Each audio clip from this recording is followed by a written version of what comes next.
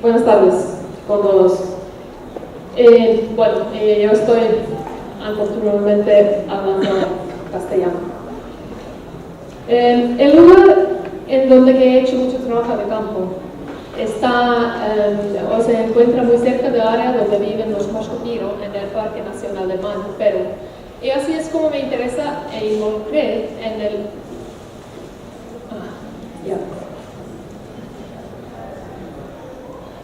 involucré en la examinación de estas preguntas. Esta ponencia es un experimento de pensamiento metodológico sobre las posibilidades de antropología para afrontar la situación compleja de aislamiento voluntario y contacto sin posibilidad de apoyarse en el método de observación participante. Entonces, está relacionado a la cuestión que hoy ya hemos hablado, es decir, el intento de la disciplina de antropología de entender otros puntos de vista y de su parte hacerlos contar para la sociedad dominante. Bueno, hace algunos años, en 2012, estaba visitando una comunidad guinea situada en el río Alto Madre de Dios en Perú. Ese día acompañé a los adolescentes guinea a la sala de internet, donde estaban aprendiendo a usar las computadoras portátiles recientemente compradas por una ONG. En su mayoría, los jóvenes colgaban en Facebook y buscaban música para descargar. Mientras que estuvimos allí, llegó una persona a contarnos que los comuneros se habían visto a los Mashco-Piro, nómade o paisanos de los guinea, en el otro lado del río, en una playa cercana al límite de la comunidad. Dado que en ese momento tales avistamientos aún no eran frecuentes, las noticias fueron recibidas con entusiasmo por los adolescentes. Estos eran sus paisanos y parientes viviendo en el bosque. Sin embargo, debido a las dificultades para encontrar un bote necesitado para llegar a este sitio particular rápido, y probablemente por el deseo de continuar usando las computadoras, los adolescentes no salieron para intentar ver a los Mashco-Piro. Este incidente sirve como un buen ejemplo de las diferencias de perspectiva con respecto a los indígenas que viven en el llamado aislamiento voluntario. Estaba claro que desde el punto de vista de los guinea y los Mashco-Piro, separados solamente por un río de unos pocos cientos metros de anchura, y a pesar de sus diferentes estilos de vida, formaban parte de un mismo mundo social. Para los adolescentes eran como parientes perdidos a quienes uno ya estaba vinculado socialmente. Y creo que Luis Felipe va a hablar un poco más sobre eso. En y mediante el uso burocrático del lenguaje, los Mashco-Piro, sin embargo, se llegan a ser distanciados y convertidos a otros. Nuestro vocabulario de aislamiento y contacto implica una distancia temporal de al menos 100 años, si no más, la desconexión de los Mashco-Piro de otros grupos de personas y la separación de su mundo de la sociedad dominante. Como se han discutido ampliamente en diferentes disciplinas, el vocabulario y las categorizaciones que utilizamos tienen consecuencias concretas para la vida social humana. Aunque ya se ha dicho, he escrito mucho sobre este tema, todavía deseo continuar a examinarlo por un momento. Primero, porque creo que es fundamental para los intentos de proteger el derecho de los pueblos indígenas a la autodeterminación. Y segundo, porque tiene importancia para el tema de este seminario. Los términos aislamiento y contacto conllevan ciertas implicaciones coloniales.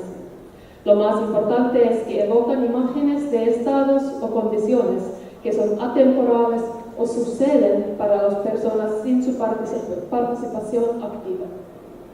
En el caso del término aislamiento, esto ha resultado en la comprensión de los pueblos y las culturas indígenas como algo estático y primordial, y de las personas como teniendo como máximo una agencia que no tiene ningún significado para la sociedad dominante.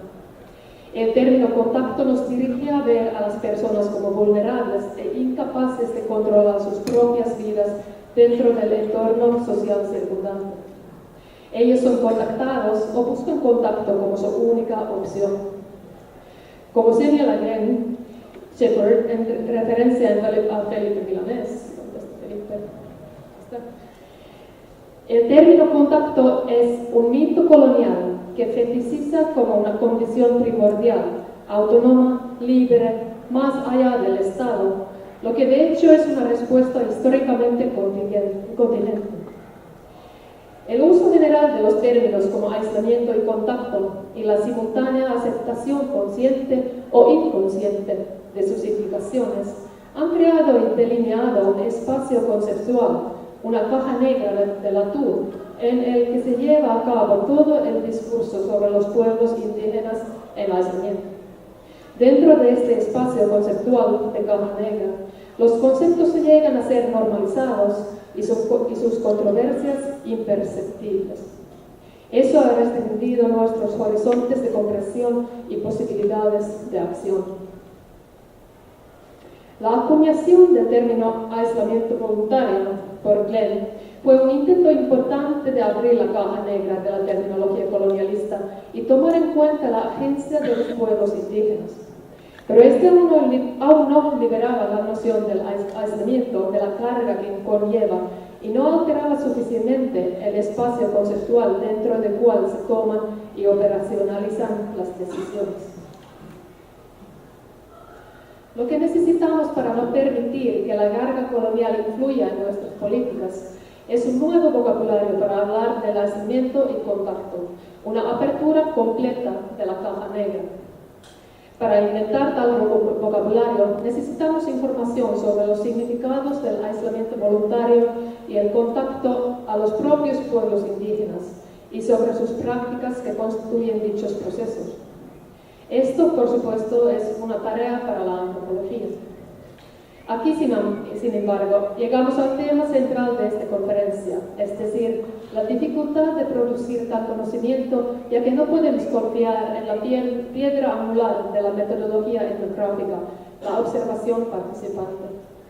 ¿Qué pueden hacer la antropología y los campos relacionales para eludir este problema?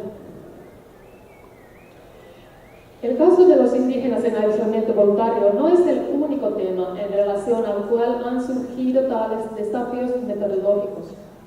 En los últimos años, la antropología ha también abordado otros temas que requieren nuevas metodologías de investigación. El estudio post-antropocéntrico de mundos no humanos y más que humanos, en particular, ha generado una discusión metodológica relativamente amplia sobre la capacidad de la antropología o la etnografía para investigar ontológica y epistemológicamente otros mundos. Y bueno, aquí hay que notar que no estoy juxtaposiendo los pueblos indígenas en aislamiento y los no humanos y más que humanos, sino hablando solo de metodológica aquí. Por ejemplo, la etnografía multiespecífica, que estudia diferentes organismos cuyas vidas están vinculadas a mundos sociales humanos, se concentra en cómo las vidas de los organismos se forman y son formadas por diferentes fuerzas políticas, económicas y culturales. Un ejemplo es la antropología de la vida de Eduardo Kuhn. En estos procesos, los mundos emergen y se remodelan continuamente a través de interacciones dinámicas. Los métodos sugeridos para estudiar tales otros mundos e interacciones incluyen, por ejemplo, el acto de dar testimonio, Acts of Bearing Witness, presentado en Tom Van Doren y Deborah Rose, y la ontografía, discutido por Martin Albright. Un caso especial de estudio etnográfico de otros mundos es el estudio de diferentes más que humanos, como dioses y espíritus, que también ha requerido metodologías con las cuales poder tomar estos seres en serio en investigación. Tal rama de investigación no es nueva, por supuesto, pero con el giro ontológico se ha nuevamente atraído más atención académica. Desde el análisis lingüístico de canciones chamánicas hasta entrevistas con espíritus canalizados y el uso de herramientas metodológicas y analíticas como nociones como mimesis, quiasmo y formaciones estéticas, la investigación ha intentado alcanzar lo trascendente u otro mundo mundano. Entonces, hacerse una observación participante no es algo que la antropología está ahora en relación con los pueblos indígenas en aislamiento voluntario enfrentando por la primera vez. Sin la posibilidad de examinar estos métodos y metodologías individualmente en detalle aquí, creo que ninguno de ellos se puede utilizar directamente como tal para estudiar aislamiento voluntario.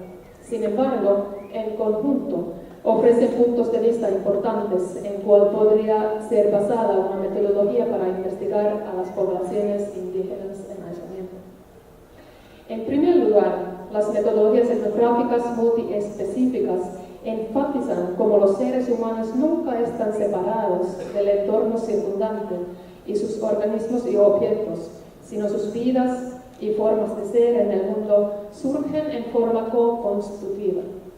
Por lo tanto, para estudiar a los pueblos en aislamiento voluntario y sus mundos de vida, y más específicamente sus acciones en situaciones de contacto, es necesario estudiarlo no separadamente de sus entornos, sino como parte de una red de diferentes humanos y no humanos que participan en la constitución de sus mundos.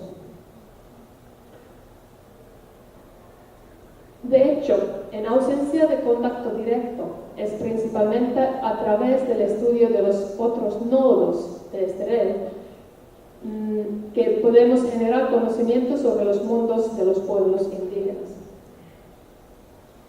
En segundo lugar, el estudio etnográfico de los seres espirituales, que se lleva a cabo mediante el estudio de las formas materiales en que lo que está más allá de nuestras experiencias sensoriales se hace tangible en nuestro mundo. Nos ofrece más información para comprender la naturaleza de estos entrelazamientos en relación con pueblos en aislamiento. Estos estudios enfatizan la situación de las formas de los espíritus en ser. Estos estudios enfatizan la situación de las formas de los espíritus de ser en el mundo. Las formas en que los espíritus se hacen presentes en las vidas de las personas siempre dependen de instancias previas, pero son nuevas al mismo tiempo. Estas instancias son, por lo tanto, miméticas más que repetitivas. De manera similar, las formas en que las personas en aislamiento voluntario y contacto inicial se hacen visibles a través de avistamientos y campamentos abandonados, por ejemplo, aunque sirven como ventanas importantes para sus vidas, no deben tomarse por su valor nominal, sino como expresiones miméticas en lugar de repetitivas en sus mundos en constante evolución. En tercer lugar, los estudios post-antropocéntricos plantean la cuestión ética de la responsabilidad de los investigadores hacia los sujetos de sus estudios. En relación con los pueblos aislados, debemos preguntarnos: ¿cómo hacemos estas personas visibles y su modo de existencia contar para la sociedad dominante? En suma, entonces, lo que sobre la base de estudios previos parece ser central para los métodos etnográficos que reemplazan la observación participante son la concentración en la interrelación de diferentes seres, organismos y objetos, su transformación en curso y su agencia activa, así como la ética de hacer que el conocimiento generado cuente. Todos estos son, de hecho, temas muy familiares para nosotros de las etnografías amazónicas.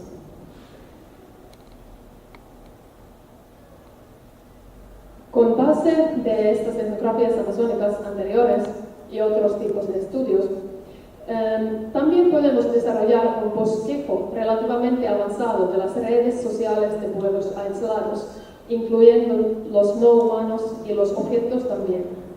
Tal bosquejo nos ayudaría a acercarnos sistemáticamente a los mundos aislados desde la dirección de muchos actores y agentes diferentes. A ver cómo voy a hacer. Tenemos el tiempo, vamos a ver. Por lo tanto, deberemos estar dispuestos a utilizar este conocimiento en relación con el estudio de pueblos aislados. Pero la pregunta metodológica permanece. ¿Qué hacemos con los retazos de información que se relacionan con los pueblos aislados, pero que son en su mayoría indirectos?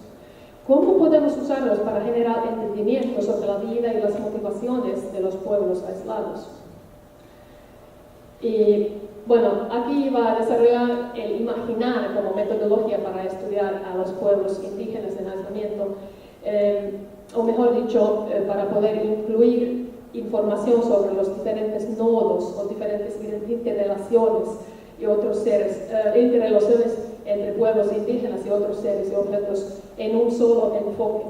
Pero en falta de tiempo, voy a concentrarme en esta ponencia ahora a nodos individuales desde el punto de vista de imaginar. Quiero usar el verbo imaginar y no la palabra imaginación. Ya, bueno. Dentro de este enfoque metodológico, diferentes piezas de información o objetos materiales, por ejemplo, pueden entenderse como tecnologías de imaginación.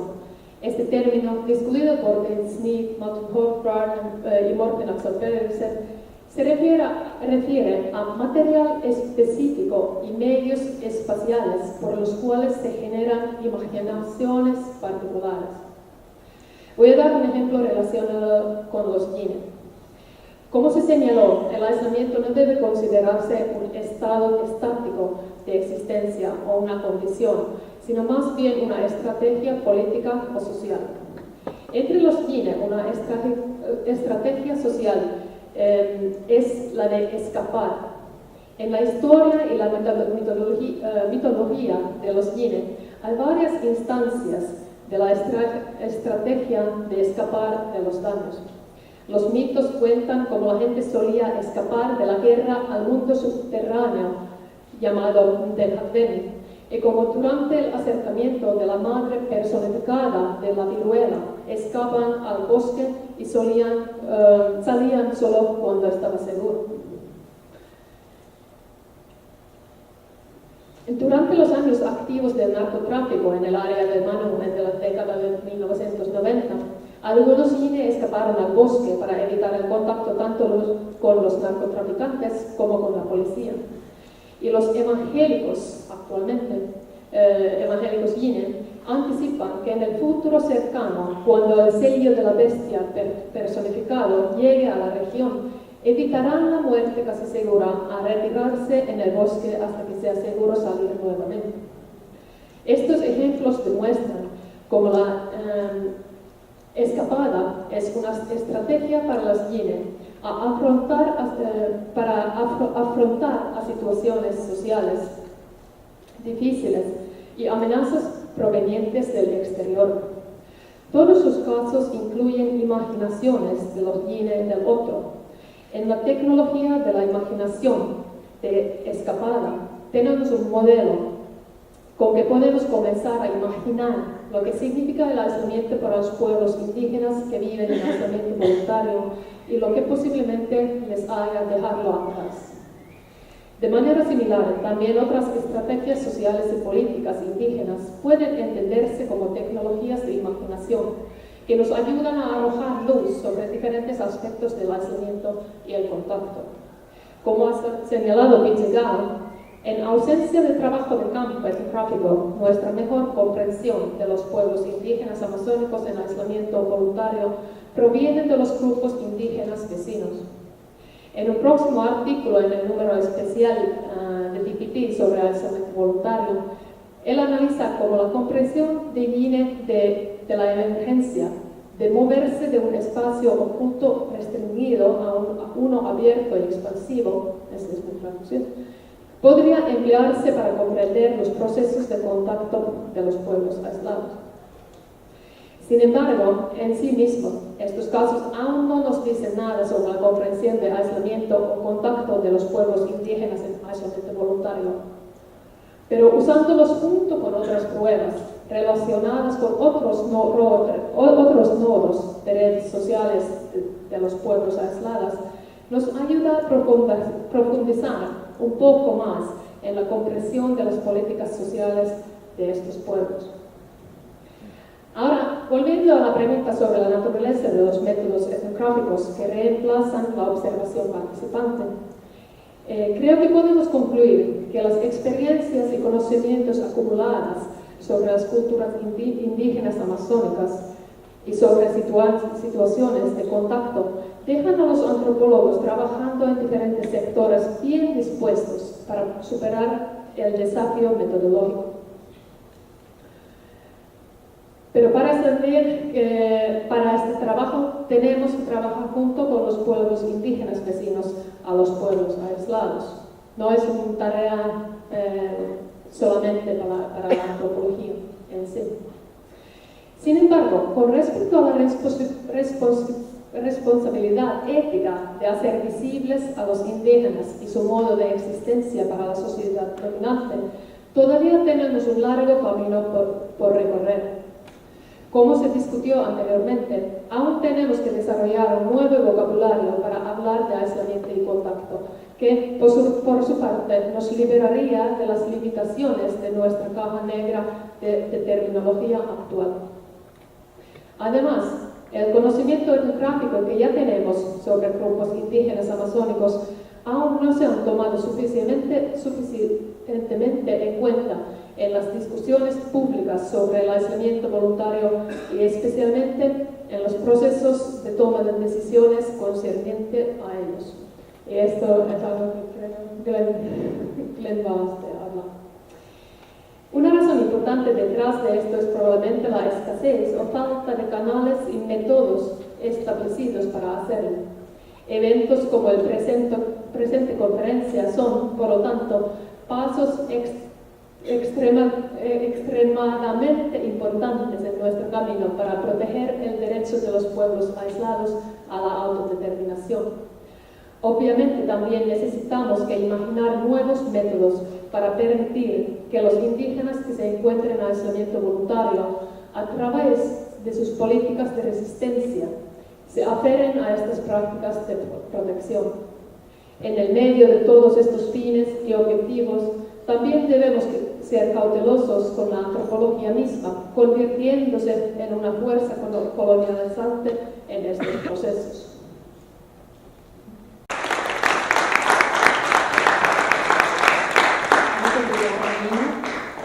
Y ahora vamos a pasar a la segunda fase de esta temática. Professor Lenker Müller-Gerli, a década do contacto, novas políticas para os povos isolados. Então, boa tarde a todos.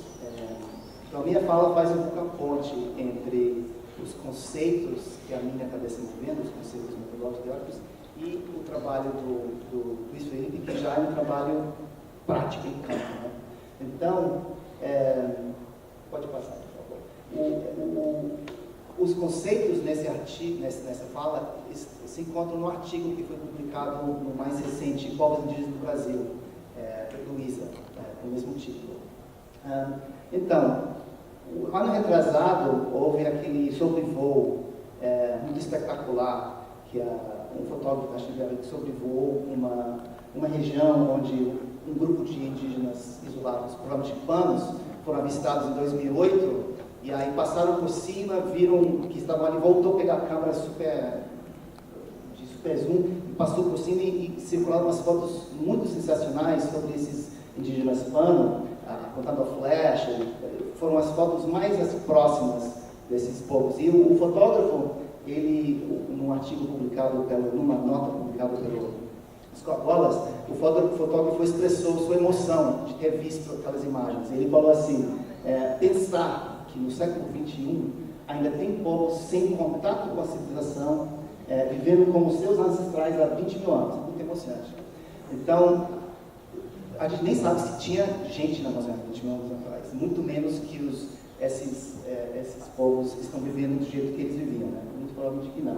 Então, o mito do contato, o mito do isolamento, são mitos muito fortes na mídia popular e na própria antropologia e nas políticas públicas, nas políticas de governo sobre esses povos. Então, nessa fala, a ideia de quebrar um pouco esse mito. Próximo. Eu vou passar para o caso dos Mashco-Piro, que já está sendo bastante falado. Quando eu fui para o Rio Manu, nos anos 80, 86, eu tinha 20 anos, minha primeira experiência de trabalho em campo, sempre ouvi relatos que os Mashco-Piro foram avistados, mas era uma coisa muito, nos anos 70 até 90, eram muito poucos ninguém sabia exatamente onde estavam. Alguns piros tinham iniciado uns diálogos, uns contatos com eles, mas era um grupo muito pouco avistado, né? Eles mesmos se escondiam. E aí houve uma mudança brusca em 1996.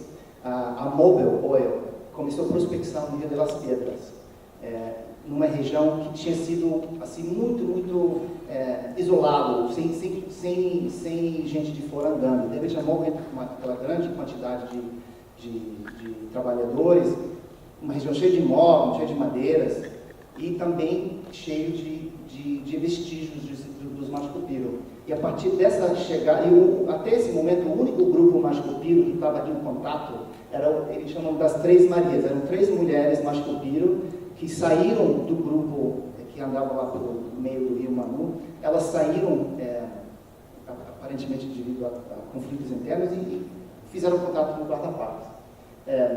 Aí, a partir de 96, os Mashco-Piro começam a ser muito mais avistados pelo Rio Manu. Eles parecem ter uma atitude muito mais agressiva. Em 2005, eles saíram numa praia acima da aldeia Matinho de Taikome e foram uma centena que atravessaram o rio, foram muito agressivos com os Matinhos. Ou seja, houve uma mudança de comportamento deles. Em vez de ser mais escondidos, estavam se mostrando mais. Eu acho que tinha a ver com a chegada da Moa. Então, agora dizer que, vamos pensar um pouco, esse é o povo Arawak, Mashco-Piro. Eles falam praticamente, ninguém sabe exatamente qual próximo, mas eles se entendem totalmente com os Yini, com os Piro. O povo Arawak, eles não têm roça, não têm nem casa, não aldeia, eles moram na floresta, caçadores, coletores. O povo Arawak, a gente sabe que os Arawak, muitos estudiosos acham que os Arawak foram os que levaram a agricultura pela Amazônia. Então, como que o povo Arawak, falante de uma língua que se entende com os vizinhos Yini, como que os Arawak deixaram da agricultura? Uma coisa meio difícil de entender. Até que a gente começa a entender a história da região. O próprio Peter Dow, essa palavra Mashco é uma palavra que a gente não sabe, Mashco é tipo índio bravo, né? A gente não sabe, isso não é uma etnia, são os índios bravos no Manu, naquela época, chamam de Mashco. Parece que tinha talvez 2 grupos, um grupo que eram os Toyeri, um grupo Haranguet, outra família linguística, e outro grupo que seriam os Piro Mashco, os Piro Bravo, que eram esses Arawak, esses Piro Arawak. E tem um relato do Euclides da Cunha, de 1894, contando do massacre de um grupo de machos. A gente não sabe que machos eram, se eram Toyeri, se eram Mashco-Piro, mas é um relato de um encontro sangrento, que no final ele fala que jazigam trucidados sobre a margem, centenas de machos nesse Playa Mashco. E esse Playa Mashco que ele fala é a mesma praia da foto anterior, onde os Matiguinhos encontraram os Mashco-Piro em 2005. Então, a gente vê essa região onde esse é o famoso filme de Werner Herzog, o Fitzcarraldo. Mas o Fitzcarraldo passou pelo rio Ixágua, o mesmo rio que o Peter falou antes, onde estão os naus, passou o barco dele por cima do varadouro do rio Ixágua para chegar no rio Manu, onde encontrou os machos, para ter acesso a essa região do Barracho que é inacessível pelas cachoeiras da Bolívia. Próximo. Então, a gente vê que dessa região do Parque Nacional do Manu, hoje, a configuração étnica hoje é totalmente o resultado desse contato violento com o Fitzcarraldo e os outros seringueiros do início do final do século XIX. Então, os Toyeri, os Harakambé, os falantes de Harakambé foram praticamente extinguidos, sobrando um pouco. A gente acha que talvez tinha uns grupos de machos, de piros, talvez, que não aceitaram esse contato e foram quase exterminados, e poucos sobreviventes fugiram para o mato e assumiram essa vida de caçador-coletor. E os outros indígenas, que hoje considerados indígenas do Manu, foram povos que ocuparam esse vazio demográfico, deixado pelos, entre aspas, machos, que são os Matiguengas, os Nawa, os Nanti, ou seja, teve esses povos que moviam ali, o Fiscal e os outros guerreiros exterminaram ou fizeram fugir, e aí entraram outros povos indígenas que hoje ocupam a bacia do Rio Manu. Próximo. Então, pensar que esses são caçadores-coletores, macho-cupiro, caçadores-coletores, não fazem roça, não tem aldeia, é a nossa ideia do típico grupo caçador-coletor do Pleistoceno, que nunca teve contato com a civilização. Só que, pode passar para o próximo, no final, se essa teoria está certa, que esses macho-cupiros seriam sobreviventes dos massacres dos cautieiros, dos seringueiros, ou seja, uma invenção do século XX influenciou a moda de vida de todo mundo, o carro, né, o automóvel.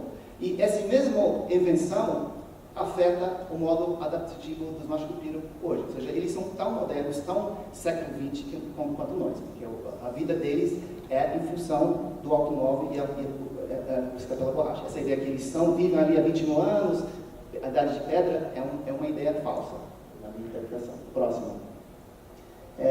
Então, como ela mencionou, eu sou um pouco culpado por esse termo isolamento voluntário, que é isso aqui questionado, as pessoas questionam. Nos anos 90, justamente em 96, quando a MOBO entrou no Rio de las Piedras e começaram a encontrar vestígios dos macho-cupiro, os macho-cupiro começaram a sair pela primeira vez pelo Rio Manu, pelo lado direito do Manu. Já tinha um grupo do outro lado, esse grupo de diamante, mas tinha esses outros macho-cupiro, de repente começaram a sair justamente em 96, quando entrou a MOBO. Então, essa entrada de MOBO na região parece que empurrou os macho-cupiro para o lado do Manu, eles começaram a se tornar mais agressivos, mais visíveis, né? E naquela época, a MOBO se sabia que tinha vestígios de índios isolados. Peru não é Brasil, não tem FUNAI, não tem terra indígena, não tem esse conceito de povo isolado, né? Eles estavam ali, e o MOBO tinha documentos oficiais da MOBO, onde se referiam àqueles indígenas como índios calatos, índios nus, ou índios bravos, ou índios da Idade da Pedra. Ou seja, nos seus planos de contingência que eu vi, a MOBO se referia a essa gente como se fosse gente sem contato, não civilizados, nus. Então, enfrentando, ou seja, a ideia era, vamos contactá-los, coitados, estão vivendo sem a modernidade e tal. Então, eu fiz uma espécie de carta aberta ao MOBO, dizendo, olha, esses povos, eles escolheram esse povo. Não é que eles estão vivendo ali numa ilha tipo Shangri-La, no meio do, tipo um vestígio do Pleistoceno, da Idade da Pedra, que de repente a civilização chega neles e precisa recebê-los, vamos dizer. Essa foi uma escolha que eles fizeram para se isolar do resto. Então, em termos de autodeterminação, tem que se respeitar essa escolha deles e não fazer, entre aspas, contato. Né? Então, essa palavra, essa palavra isolamento voluntário, eu sou o culpado disso, mas foi em função da terminologia existente no momento, era muito pior, muito mais prejudicial. Então, a ideia desse carta aberta era fazer que o povo respeitasse a autodeterminação desses povos, de não ter esse contato em função dessas supostas tragédias, desses enfrentamentos antigos. Próximo. Voltando aos Nawa, ao Iora, meu relato é um pouco diferente do Peter Gal. Eu cheguei no Rio Manu em 86, com 20 anos de idade, e os Nawas estavam começando a sair, baixar o rio para pedir coisas e remédios. Né?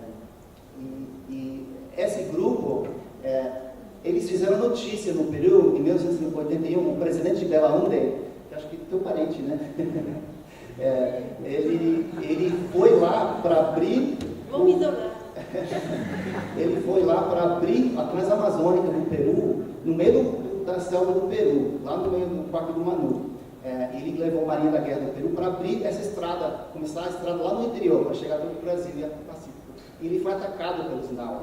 Eles chegaram a ser, capa de revista, flecharam o trabalhador. E se não fosse pelos Nawa, esse Parque Nacional do Manu não existiria hoje. Teria uma Transamazônica passando, já o parque nem existiria. Então, esses antropólogos, esses biólogos que dizem que os índios causam danos ao parque, o Parque do Manu existe graças aos Nau, que repulsaram a Marinha da Guerra do Peru em 91.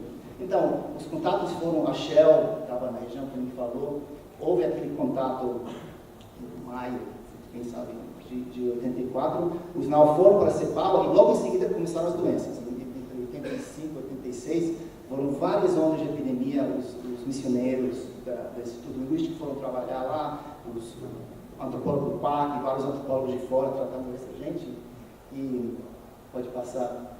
Eu comecei a trabalhar com os Nau em 96, uns 10 anos antes de que o Conrad, então o contato, esse trauma do contato era mais recente. Então o mesmo Tomás, que aparece na foto do que Peter mostrou, do Conrad, eu fiz uma entrevista com ele e ele chamava dessa doença como Rao Chaka, tipo, doença feia, doença horrível.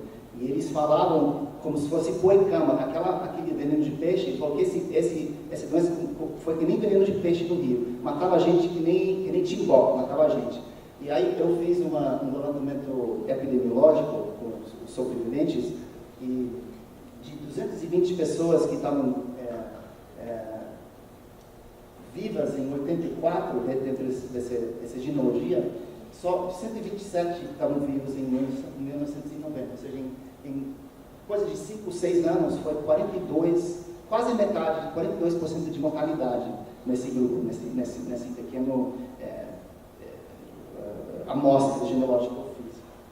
E aí, em 1997, logo em seguida, um grupo de Titonawa saiu por contato. Foram interação entre madeireiros e Aminawa, com esses Titonawa, que são, eu acho que são parentes desses isolados do Shinane, né? Eles são muito próximos geograficamente, saíram, eles iam entre Peru e Brasil, fugindo de um lado para o outro, e finalmente os madeireiros de Aminawa conversaram com eles, e eles saíram, e mesma coisa, em coisa de poucos anos já tinha morrido quase a metade deles. Então pode passar, esse impacto epidemiológico é muito drástico, como já foi mencionado.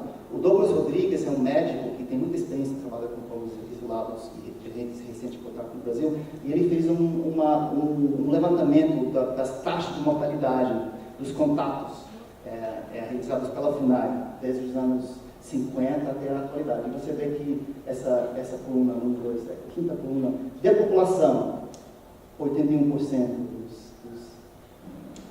Assurim, Gavião, 69%, Aikawa, 73%, Cinclário, 74%, os Assurim do Xingu, 48%, 83%, os Zoé, que eram os mais bem sucedidos, 26% de mortalidade.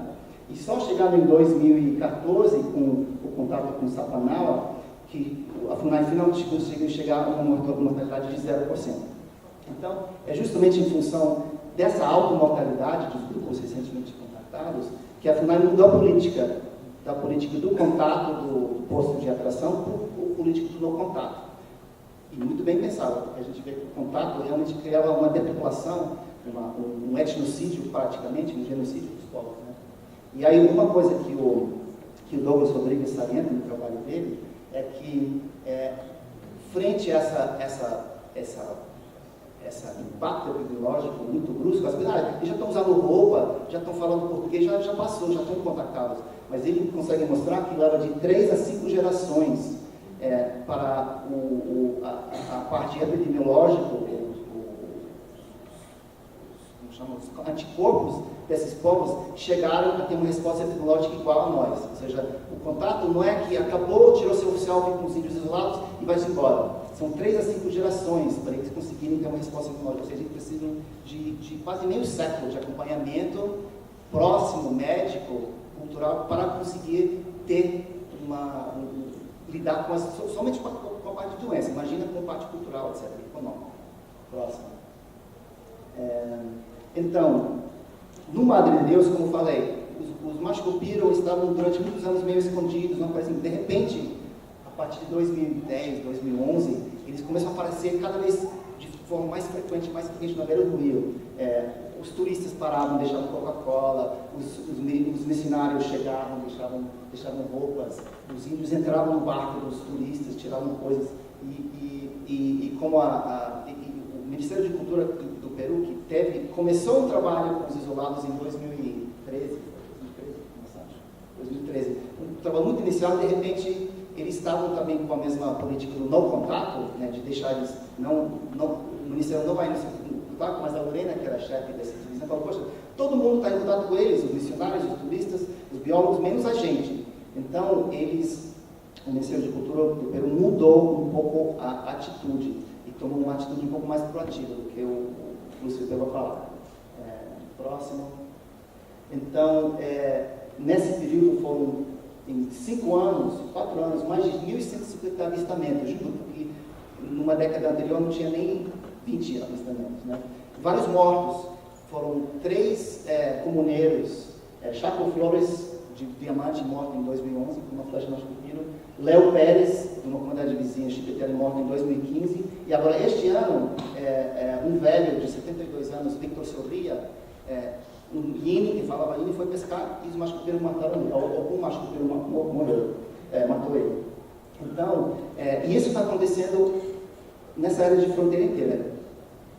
Índios isolados, pouco conhecidos, com pouco investimento, de repente, nesses últimos 10 anos, começaram a aparecer muito mais, de forma muito mais agressiva. O que está acontecendo? Por isso que o João Carlos Mileres, que acho que não está aqui, ele falou, essa é a década do contato. De repente, essa velha estratégia da FUNAI do não contato se tornou talvez inviável, porque os próprios índios isolados estão cada vez mais chegando perto, próximo. Bom, essa foi a visita que Douglas Rodrigues e João Carlos Mileres fizeram, junto com o Felipe, com o Ministério da Cultura, uma visita para um pouco que o Ministério da Cultura do Peru aprendesse com os bons resultados de contato, entre aspas, do Sapanau, em 2014, para aprender uma estratégia mais proativa de defesa desses povos. Próximo. Então, eu me pergunto, por que de repente os machucadeiros de repente começaram a aparecer cada vez mais agressivos, mais preocupantes? E eu estava numa reunião em Porto Manaus e mostraram esse mapa, aí estava explicado. Em 2010, em função da criação da estrada abertura da estrada interoceânica, do lado peruano fizeram uma espécie de organização territorial. Então, para não ter desmatamento, descontar ao longo das estradas, o governo do Peru criou diferentes áreas de proteção e áreas de extração de madeira. E criaram à esquerda a reserva territorial dos Machos do Peru, e à direita são centenas de concessões madeireiras legais, em áreas que os Machos do Peru habitavam e habitam. E algumas dessas concessões florestais têm vestígio de índio isolado neles, e são ativos. Ou seja, no Brasil não existe isso. Toda essa área seria interditada e seria reserva de isolado, mas no Peru não existe essa legislação. Então, de repente, de um ano para outro, toda essa região, ninguém entrava, até que a Mobil entrou, as pessoas de Guatemala pensaram, nossa, tem muita madeira, não tinha entrado, muita madeira aqui, aí de repente, praticamente a metade do território que os Machupiro andavam, há 10 anos atrás, 15 anos atrás, de repente vira lote madeireiro. Tem estradas madeireiras chegando nas cabeceiras do rio Pariamano e Taumã, que é a região dos Machupiro. Estradas que conectam com a Interoceânica, ou seja, essa entrada da estrada interoceânica e todas essas atividades ancilares que vêm com a extração de madeira, abertura de novos caminhos de madeireiros, extração legal e atual de madeira, e de repente os caras tinham metade da área que eles tinham há menos de 10, 20 anos. Né? Então, eu acho que pelo menos isso explica em parte. Né? Também, talvez houve uma mudança de gerações, talvez os Machupiro tiveram menos medo, eles cresceram já com esses brancos de volta. Talvez até as próprias atividades de proteção, eles se sentiram mais seguros e aumentaram a população. A gente não sabe, mas realmente eu acho que a principal explicação dessa mudança nos últimos meses é a estrada interoceânica. Próximo, já estou quase no final. Então, no meio disso tudo, o Walker e Hill publicam aquele famoso artigo do contato controlado. Né? E basicamente, eles falam que os territórios são reduzidos, eles são vulneráveis, eles não têm mais como se reproduzir, então o contato se torna inevitável, então vamos iniciar o contato controlado. Mas por trás dessa esse aparente sentimento humanitário, são pesquisadores que têm um histórico de trabalhar com povos caçadores-coletores, documentando as atividades de subsistência dos últimos vestígios do Pleistoceno, esse tipo de pesquisa. Ou seja, por trás tem um viés de pesquisa, tipo, fazer contato para estudá-los. Né? Eu acho que tem um pouco disso. E do outro lado, a Survival International lança uma campanha, em função desse artigo, deixa-os em paz, de não contato.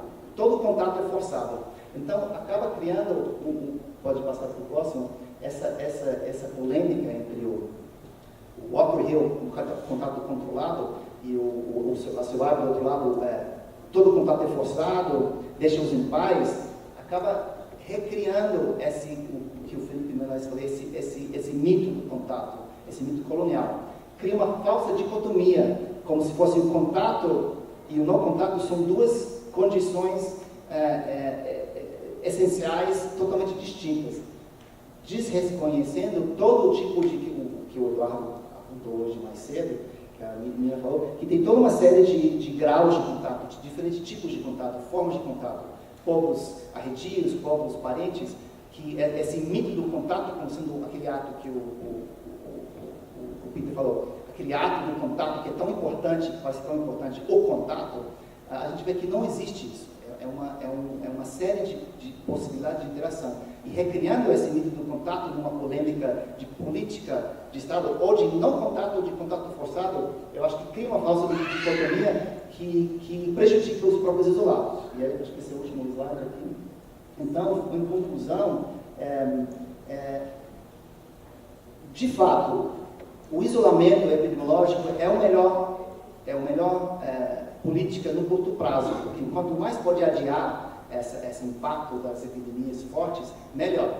Mas as estradas estão expandindo, os madeireiros, os garimpeiros estão ali, eles não respeitam placa de terra indígena, eles não respeitam o nome da Ministério de Cultura. Tem os próprios povos indígenas ao redor, eles correm risco, né?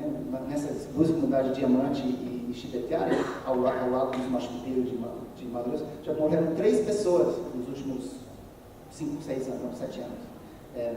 Ou seja, a presença deles é uma ameaça para esses índios. E eles, às vezes, eles tomam uma atitude, nem todos são tão zen quanto o Lucas Machina. Deixa eles lá, não deixa eles. Os Matiguenga querem matá-los, os Piro, às vezes, querem se vingar. Então, nesse contexto de indústrias extrativas, contatos cada vez mais próximos dos vizinhos, eu acho que a política dos estados tem que ser de estar preparado, de não incentivar o contato, de não forçar o contato, o principal é o princípio de autodeterminação, mas estar preparados para enfrentar uma situação de emergência antes de se tornar mais um caso do Naó, onde morrem 50% das pessoas. E lembrando que esse compromisso de como chama, receber os índios isolados, como foi falado, é um compromisso não de tirar um selfie, não de 2 meses, de 3 meses, é um compromisso de 3 a 5 gerações até eles terem condições, pelo menos epidemiológicas, quem diria culturais, econômicas, de lidar com esse mundo de fora. E o último só agradecendo. Bom, a gente vê num novo artigo da National Geographic que saiu no mês passado, esse mês, aliás, a gente vê que está mudando um pouco. Eles estão... Aquela reportagem dos Curus, os últimos índios isolados da Amazônia, a própria National Geographic está respondendo e mudando um pouco a forma de apresentando mais essa situação complexa de madeireiros entrando, da defesa dos isolados. Eu vejo isso como a National Geographic e outros meios de mídia estão mudando um pouco essa ideia tão sensacionista do contato. Eu vejo isso como um movimento um pouco positivo de todo o trabalho de todos nós aqui, o pessoal da FUNAI, né? De tentar contar uma história um pouco mais realista. E agora, esse último, finalizando e solidariedade com os colegas do Museu Nacional. Obrigado.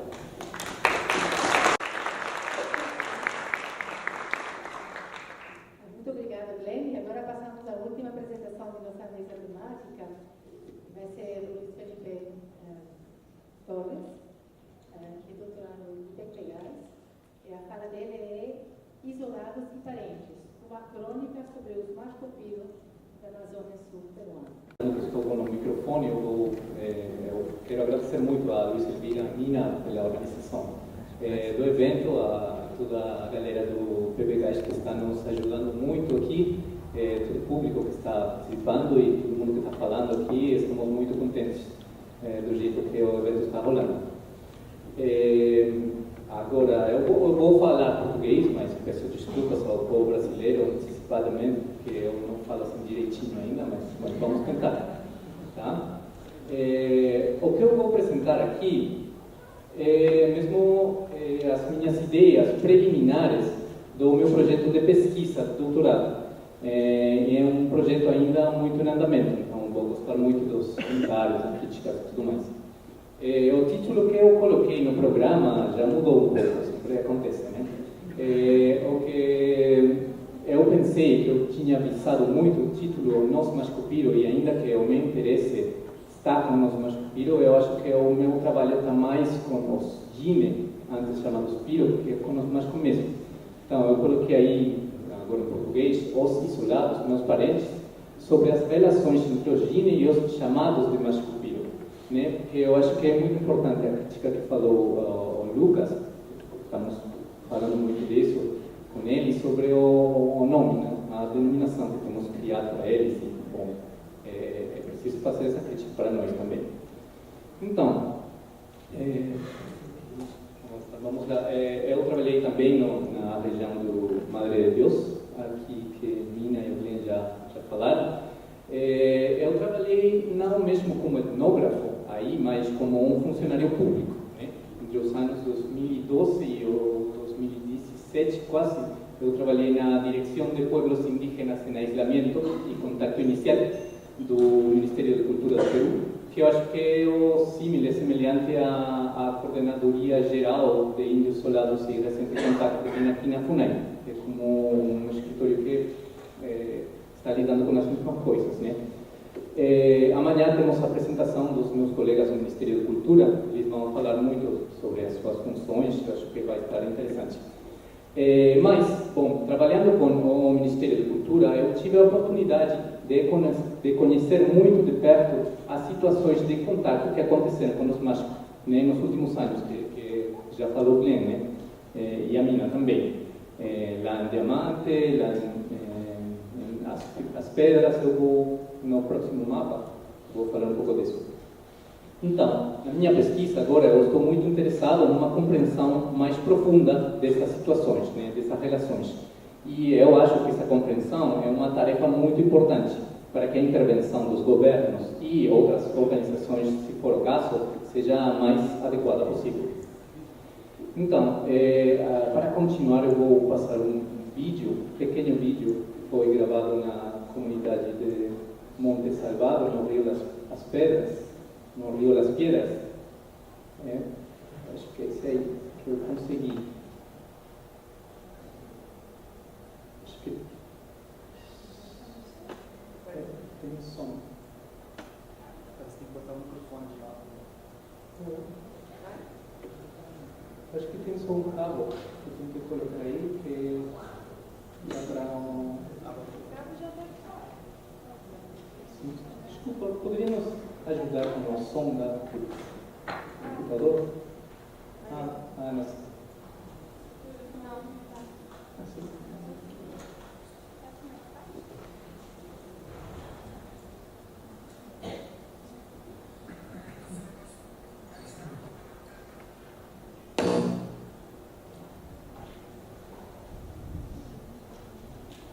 Al frente de Monte Salvado. Vamos um momento. Mira estas fotos. O vídeo foi gravado no 2013 com um celular assim, né? Um comuneiro. Vamos lá.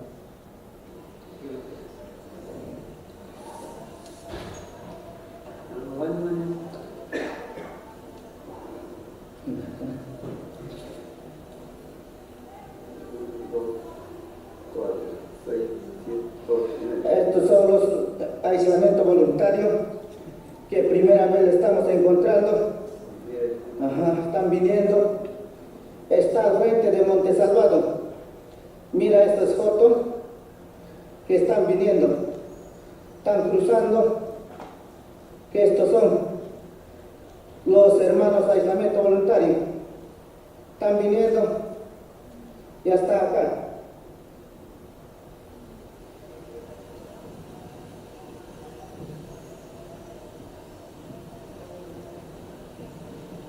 Podemos deixar aí. Obrigado.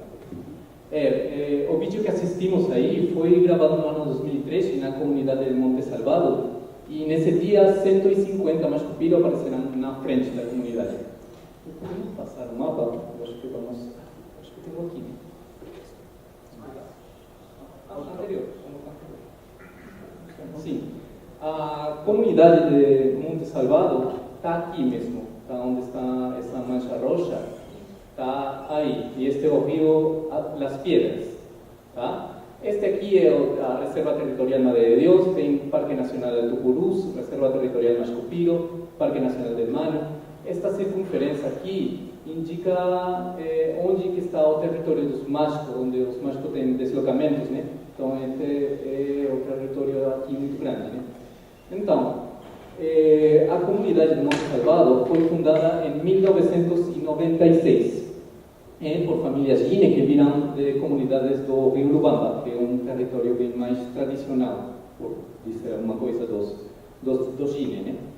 A comunidade foi fundada no meio da boom da caoba de Madre de Deus, quando muita gente estava trabalhando na extração de madeira na região, o que foi um fato de interesse para os fundadores da comunidade.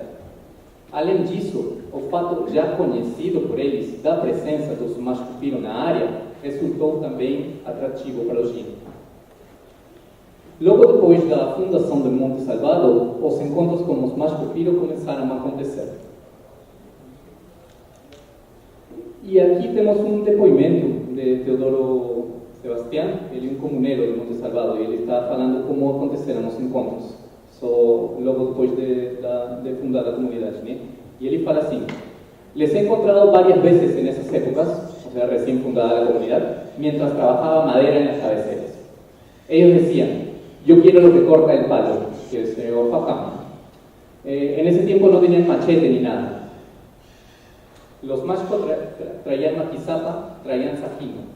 No nos daba de frente, nos dejaban en el camino. Entonces ya nosotros sabíamos que quiere hacer cambio. Le dejamos machete, al día siguiente no había. Nosotros le comíamos también los animales. Motelo también han dejado varias veces. Era cambio nomás que querían. Yo les dejaba ahí en la playa, ellos venían a recoger. Al día siguiente ya no había. En ese tiempo han venido a Monte Salvado.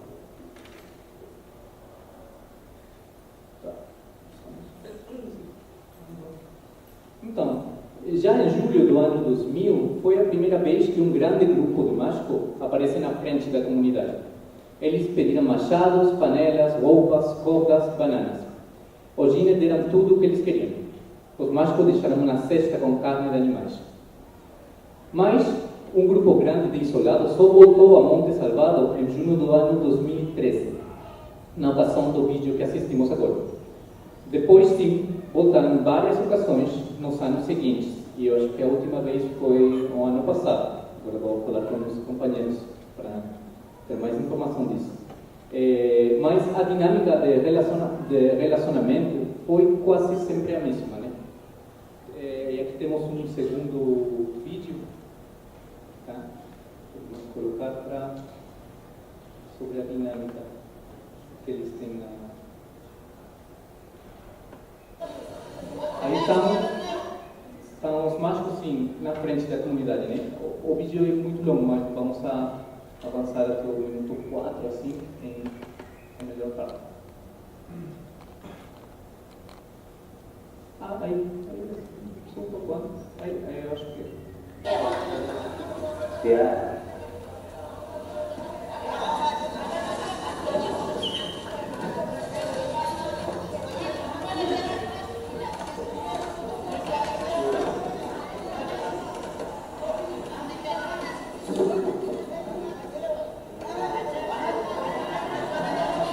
Isso aí, né?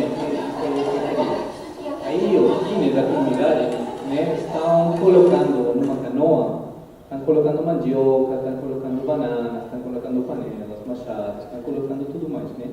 Para depois enviar a canoa para os mascopiros que estão aguardando aí no outro lado do rio, né? Porque todo mundo tem medo aí, ninguém quer assim ficar pertinho um do outro, então eles têm feito esse jeito de fazer as coisas, né?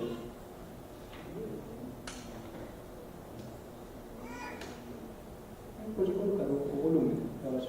Vamos ver um pouco mais um pouquinho.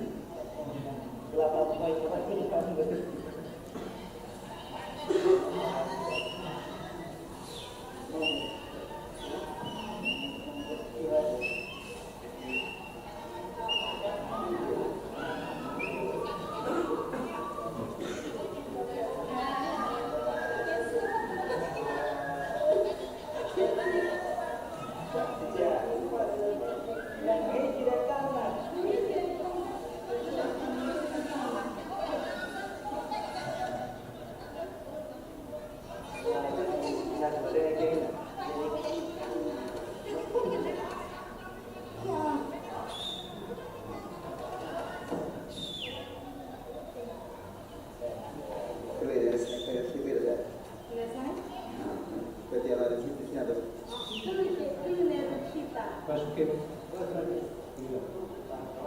o vídeo tem como meia hora e isso acontece muitas vezes, né? Canoa volta, canoa vai, canoa volta, canoa vai. Não está aí. É possível fazer positivo também. No entanto, a troca tive também muita atenção, própria de encontros de guerra, e tem acontecido situações violentas, né? Não tudo foi assim, beleza. No ano 2010, o rapaz de Monte Salvado foi ferido por tiro de flecha no mato, perto da comunidade. Aliás, em dezembro de 2014, os mágicos encontraram a comunidade quase vazia, porque os comuneiros tinham viajado ao Porto Maldonado por feito. Os mágicos pegaram tudo das casas da gente, mataram com flechas todos os cachorros e todas as galinhas. O pessoal do Monte Salvado ficou muito assustado e só conseguiram voltar à comunidade depois de um mês. Tá? E agora tem algumas tentativas de analisar essa complexa relação por parte dos antropólogos, que eu gostaria de apresentar aqui. É a seguinte, né, que é do livro de Huertas, né, que ela fala, o livro Los Pueblos Indígenas en Aislamiento, su lucha por la sobrevivencia y la libertad, ela fala assim dessa relação, né? Desde la conformación del asentamiento indígena Monte Salvado, sus pobladores, que son miembros de una iglesia evangélica que tendría como principal aspiración contactar y evangelizar a las poblaciones indígenas aisladas, han venido utilizando clásicos métodos para atraer indígenas. En efecto, estos pobladores suelen colocar machetes, cuchillos, ollas y sogas en sus rutas de tránsito para ir generando una dependencia de esos objetos y forzarlos a regresar para conseguirlos. El entendimiento lingüístico ha sido un factor favorable para el acercamiento de ambos grupos. Por esa razón, desde hace algunos años, los indígenas aislados que recorren los ríos Curiaco, Lidia y San Francisco se han ido acercando al poblado de Monte Salvado. Então, aqui a relação tem sido explicada na base da influência religiosa e estratégias de coação contra os machos, né? A adoção da religião católica ou evangélica e o fato que trabalhem muito na extração de madeira têm sido as bases de um discurso que visa na culturação do Jini, como um povo que está perdendo as suas tradições. Em contraste, os machos vêm se converter não só em indígenas mais vulneráveis, porém mais legítimos. Para os Jini de Monte Salvado, esse discurso tem tido consequências na legitimidade de ocupar suas terras e mesmo na criminalização de suas ações. Então, tem aqui outro depoimento, que é do Teodoro, e no mesmo livro da Huertas, ela fala da situação, né? Fala, quando fundamos a comunidade, né, em 1996, en Fenamán nos decían, ese es el territorio de los aislados, ¿no? Pero nosotros le dijimos que no, este es nuestro territorio, por causa de explotación tuvimos que dejarlo, pero ahora estamos recuperando nuestro sitio, y es la verdad. No libro da Huertas fala que, enterados de estas pretensiones, se la do contacto con los Mashupiro, los dirigentes de FENAMAT advirtieron a los representantes de la comunidad sobre el peligro de sus acciones y las acusaciones judiciales que FENAMAT se vería obligada a iniciar contra quienes continuaran realizando estas acciones. Então, É verdade que os Gine de Monte Salvado pertencem à igreja evangélica, né? E é verdade também que eles têm dado coisas aos mágicos em muitas ocasiões. Mas acho que acreditar que o interesse dos Gine por contactar os mágicos piro é só a vontade de evangelizá-los e que os mágicos piro têm sido forçados a entrar nesse jogo de trocas é uma explicação que não considera vários fatores de uma situação bem mais complexa e não leva a dar conta dela. Como encontrou Mina na sua pesquisa na religiosidade dos Gine, embora que eles sejam atualmente católicos ou evangélicos, sua cotidianidade tem muito lugar para as cosmovisões locais e as tradições amazônicas do pensamento. Então, será que podemos pensar de um outro jeito os interesses e motivos em jogo para os Gine e para os mágicos? Acredito que podemos entender melhor a dinâmica de relacionamento entre esses povos, considerando também uma perspectiva mais local das coisas. Aqui acho que visar nas relações de parentesco entre aqueles povos pode ser um caminho interessante. Aqui temos dois depoimentos do Reinaldo Laureano, que é ex-comunero Gine, e Romel Ponciano, né? Como falam eles agora, recentemente, né? Muchos les aconsejamos, no maten, no nos maten, nosotros ahora también somos como ustedes, somos sangre. Y Rommel fala así, ¿eh? Los mascopiros son como mi familia, ellos cuando me ven se ponen alegres, yo cuando les veo también alegre. Dicen que quieren conocer a mi esposa, a mis hijos.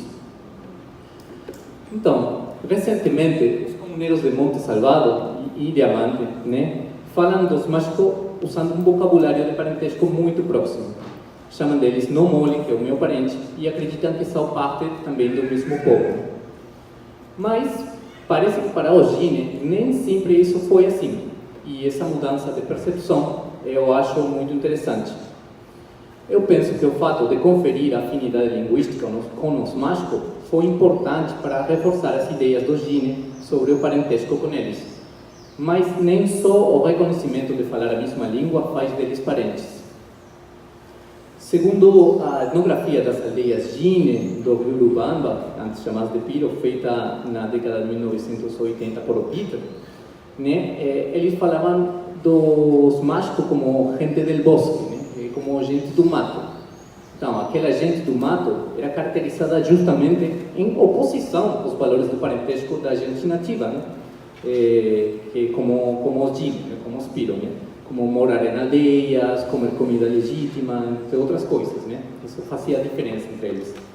Então, os mágicos ficavam fora do parentesco nessa explicação, porque para os Gine o parentesco seria construído na cotidianidade, né? No dia a dia. Mas, paradoxalmente também, numa cosmovisão de gente misturada aí, seria a existência dessas pessoas, justamente, né, que ficam por fora do parentesco, o que permite o parentesco continuar, que é o mesmo que dizer, que é o que permite a história continuar. Acho que essa é uma trilha interessante para desenvolver uma maior compreensão das relações atuais entre esses grupos. Nesse sentido, poderia ser que o parentesco com os mágicos e os Gine, como eles estão falando, não é tanto um encontro assim com parentes perdidos no mato, mas que boa parte daquele parentesco esteja sendo criado mesmo aí nesses encontros.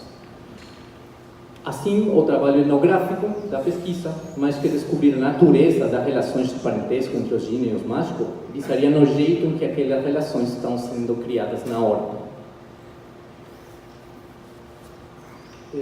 Além dos encontros que vimos lá, acho que as histórias sobre aqueles encontros e os sonhos que os Gine têm recorrentemente com os mágicos, de algum jeito, têm a ver com esse processo de criação de parentes.